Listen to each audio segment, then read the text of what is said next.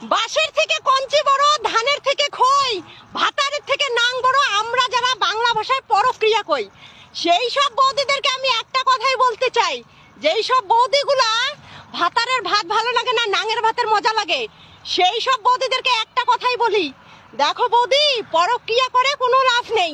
কারণ ওই যে একটা কথা বলে না, নাঙ্গের আশা কইরা তোমার ভাতারের ভাত চাঙ্গে।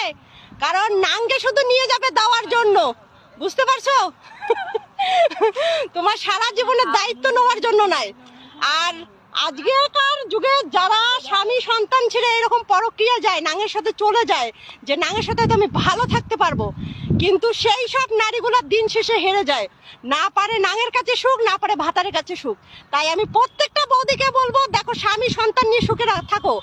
নাঙের সঙ্গে তোমরা যেভাবে মিষ্টি মিষ্টি কথা বলো, সেই রকম ঘরের ভাতারের সঙ্গে কথা বলো, দেখবে সংসারটা অনেক সুন্দর হবে। বুঝতে পারছো? আজকাল ভাতার ছাড়া একটা মা বাবার সাথে রক্তের সম্পর্ক থাকে, কিন্তু স্বামী স্ত্রীর সম্পর্কটা হচ্ছে আত্মার সম্পর্ক। তাই তো দিন শেষে মা বাবার সাথে সম্পর্ক আমাদের উঠে গেলেও স্বামীর সাথে সম্পর্ক আমাদের মৃত্যুর আগ পর্যন্ত থেকে যায়, আর সারা সময় স্বামী স্ত্রীর পাশে থাকে। বুঝতে পারছো? তাই আমি প্রত্যেকটা বিবাহিত বৌদিদেরকে বলবো, কখনো নাঙের আশা ধরে ভাতারের ভাতও চাঙ্গেও তুলো না, আর ভাতারের